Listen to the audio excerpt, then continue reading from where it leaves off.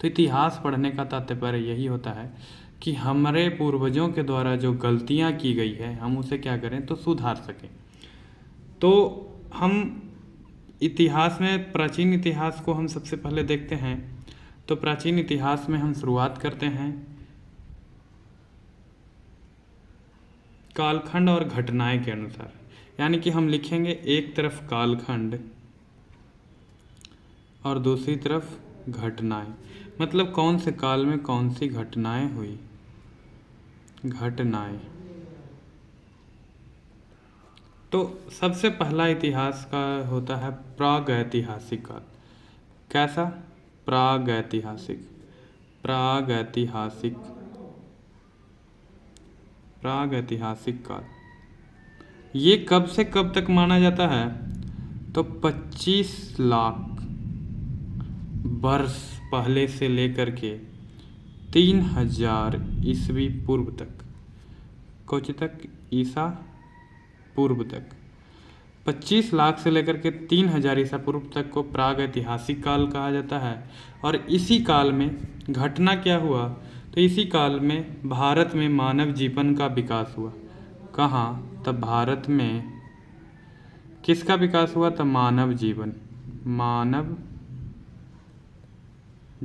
का विकास हुआ। मानव जीवन का विकास हुआ। इसी काल में आदि मानव ने क्या किया? और उस काल में जो मानव थे उन्हें क्या कहा जाता था? आदि मानव। और ये जो आदि मानव थे इन्होंने पत्थर से औजार बनाना शुरुआत क्या बनाना शुरुआत की? तो औजार। वो भी किसके थे? तब पत्थर के थे। किसके थे? पत्थर के थे। अब हम ऐतिहासिक काल को हम एक इतना छोटा सा खंड में लेकर के चलते हैं कि मानव विकास शुरू हुआ भारत में, और उनको पहले आदि मानव कहते थे, और जैसे जैसे वो खेती करना शुरू कर माने पत्थर के औजार बनाना शुरू कर दिए, और फिर मध्य काल में क्या हुआ था कि वो छोटे छोटे और बहुत ही तीक्ष्ण यानी कि बहुत ही धारदार पत्थर के औजार बनाना शुरू कर दिए थे। अब दूसरे काल को हम मानते हैं 3000 से 1500 ईस्वी पूर्व तक की घटनाओं को हम फिलहाल कुछ अलग रखते हैं, और हम आ जाते हैं वैदिक काल में। वैदिक काल 1500 ईसा पूर्व से लगभग 600 ईसा पूर्व तक रहा था। कहाँ से कहाँ तक? 1500 से 600 ईसा पूर्व तक रहा था। ईसा पूर्व की बात कर रहे हैं, माने कि 0 से पहले, आज से तकरीबन 3,500 साल पहले की बात कर रहे हैं। जो वैदिक काल हुआ करता था, इस काल में भारत में भारत से ही बात करेंगे। भारत में किसका हुआ? तो वैदिक सभ्यता का, वैदिक संस्कृति का विकास हुआ और वेदों की रचना हुई। किसकी? वेदों की रचना कब हुई? तब वैदिक काल में, जो कि 1500 ईसा पूर्व से 600 ईसा पूर्व तक था। इसके बाद आता है, वैदिक काल के बाद आता है मौर्य काल। कौन सा काल आता है? मौर्य काल। मौर्य को तो आप जानते ही होंगे। यह लगभग कुछ किताबों में 323 दिया जाता है और कुछ किताबों में 322 दिया जाता है, से 185 ईसा पूर्व तक। 323 से 185 ईसा पूर्व तक मौर्य काल था। और इस काल में भारत में मौर्य साम्राज्य का उदय हुआ। किनका उदय हुआ? तो मौर्य साम्राज्य का उदय हुआ। और इसी वंश में कौन थे? तो चंद्रगुप्त मौर्य। चंद्रगुप्त मौर्य थे। चंद्रगुप्त मौर्य थे। ठीक है। अशोक मौर्य जैसे महान शासक हुए थे। अशोक मौर्य की बात हम कर रहे हैं। गुप्त काल, इसके बाद क्या होता है? तो गुप्त काल आता है। गुप्त काल, अरे ये तो निजी काल आ गया। गुप्त काल यह 320 ईसा पूर्व से ईसवी से 647 ईसवी तक माना जाता है। ईसवी का मतलब क्या होता है? 0 से ज़्यादा।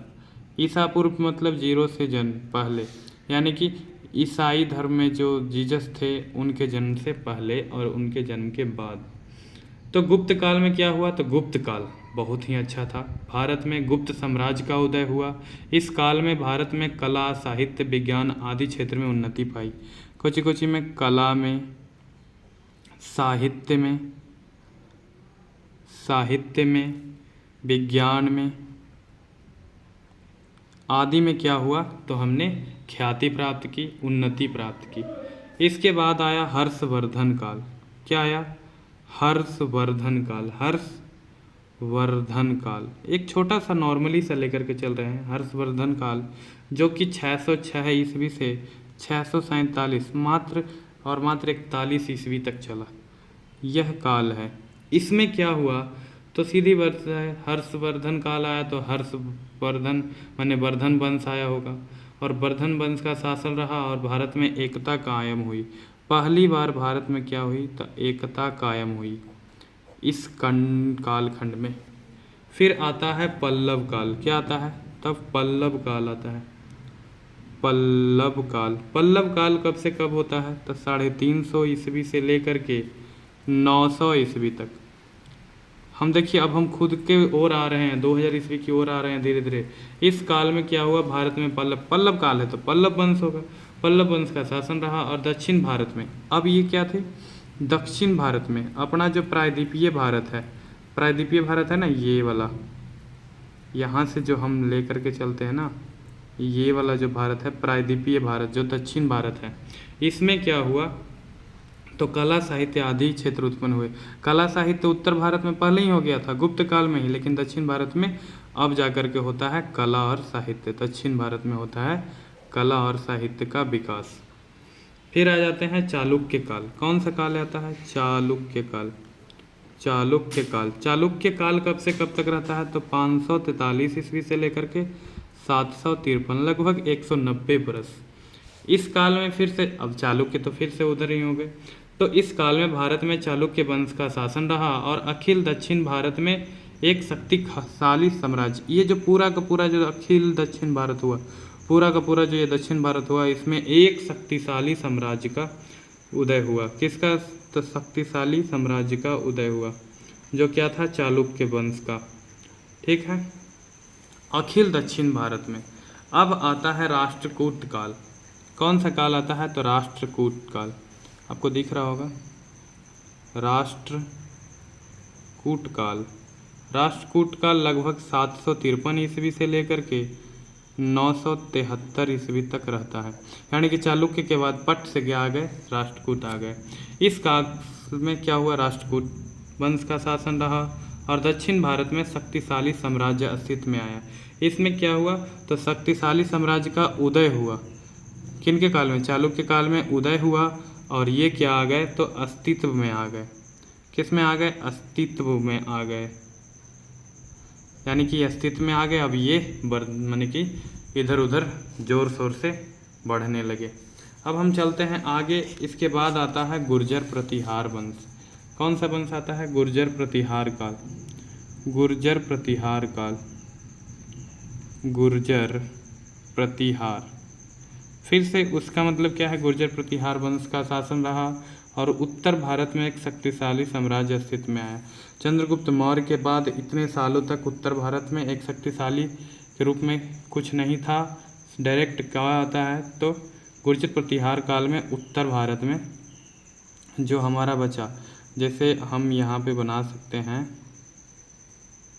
ये हमारा दक्षिण भारत का ये बाकी जो ये बच गया, हमारा जो उत्तरी भारत जो बच गया, इसमें ये तो दक्षिण भारत हो गया। ये जो ऊपर का जो एरिया हुआ, इसमें गुर्जर प्रतिहार वंश आए और उत्तर भारत में शक्तिशाली साम्राज्य अस्तित्व में आया। फिर गुर्जर प्रतिहार काल कब से कब तक था, तो 550 ईस्वी से लेकर के 800 ईस्वी तक। फिर इसके बाद आते हैं पाल वंश वाले, यानी कि पाल काल। पाल काल कब से कब तक रहता है, तो 750 ईस्वी से 750 ईस्वी से 750 ईस्वी से 1174 ईस्वी तक। 1174 ईस्वी तक, यानी कि ये भी लगभग 200, 250, 350, 350 बरस तक ये रहे, 324 बरस तक। इस काल में क्या हुआ, पाल वंश यहाँ पे आए थे। पाल वंश कहाँ आए थे, उत्तर पूर्वी क्षेत्र में। ठीक है, तो आगे चलते हैं कि इस काल में भारत में पाल वंश का शासन रहा और उत्तर पूर्वी क्षेत्र में शक्तिशाली साम्राज्य अस्तित्व में आया। इस वाले क्षेत्र में, ये उत्तर हो गया, ये पूरब हो गया, इस क्षेत्र में, अपने बिहार वाले क्षेत्र में। फिर आते हैं सोमवंशी काल। कौन सा काल आता है? तो सोमवंशी काल आता है। सोमवंशी काल आता है। सोमवंशी सोमवंशी काल में क्या होता है? तो ये 770 ईस्वी से लेकर के 1200 ईस्वी तक रहते हैं। मतलब कि देखिए, ये 1100 तक थे इधर, तो ये आसपास में इधर या फिर इधर या फिर इधर किधर भी होंगे। तो इसको देखते हैं कि ये किधर है। तो अपना यहाँ तो पाल वंश चल रहा है, उसके बस बगल में ही क्या है? तो मध्य भारत में एक शक्तिशाली अस्तित्व में आया। यहाँ तक तो उत्तर पूर्वी में ये थे, तो मध्य, जैसे मध्य प्रदेश हो गया, इधर से छत्तीसगढ़ वाला राज्य, इधर से थोड़ा गुजरात, इधर से थोड़ा महाराष्ट्र वाला जो राज्य हुआ, इसमें क्या है? तो सोमवंशी शासन का हुआ, सोमवंशी वंश का शासन हुआ, और मध्य भारत एक शक्तिशाली साम्राज्य अस्तित्व में आया। फिर इसके बाद आते हैं चौहान। फिर कौन आते हैं? तो चौहान काल आता है। चौहान काल कब से कब तक रहता है? तो 900 1900 नहीं, 900 से 1200 ईस्वी तक। 900 से 1200 ईस्वी तक इस काल में भारत में चौहान वंश का शासन रहा, और उत्तर भारत में एक शक्तिशाली साम्राज्य। अब ये देखिए, ये वाला जो क्षेत्र बच गया है ना, ये मध्य में तो कौन थे? सोमवंशी। उत्तर पूर्वी में कौन थे? तकपाल।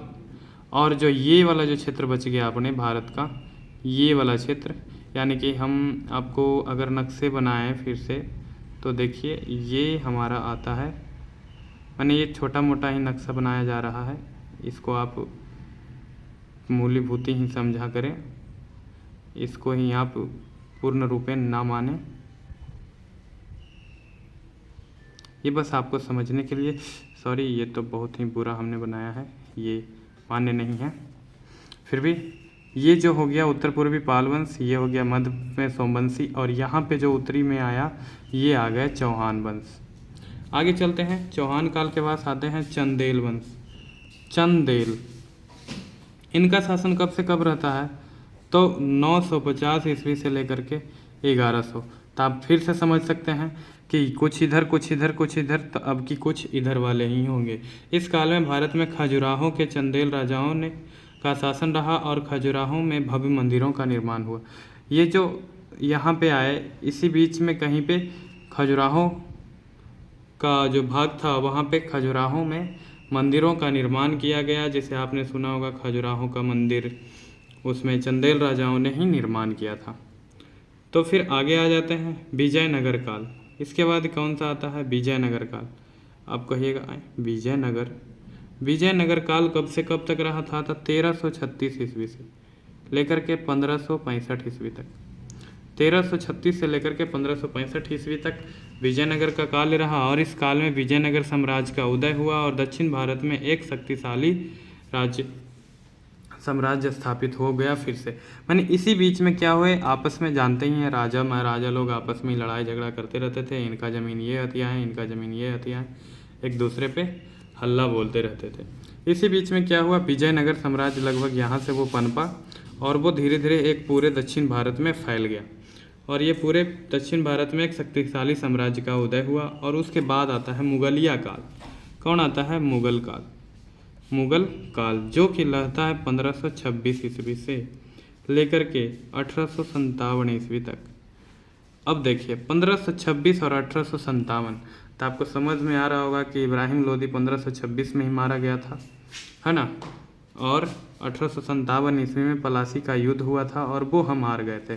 तो यहाँ मुगल आकर के बाबर ने मारा था, और यहाँ अंग्रेज आकर के अंग्रेज ने जीता था। तो इन दोनों के बीच जो है मुगल काल के बारे में जानते हैं, और मुगल काल के बारे में हम विस्तार रूप से पढ़ेंगे। माने कि पढ़ना तो हमें हर चीज़ के बारे में विस्तार रूप से है।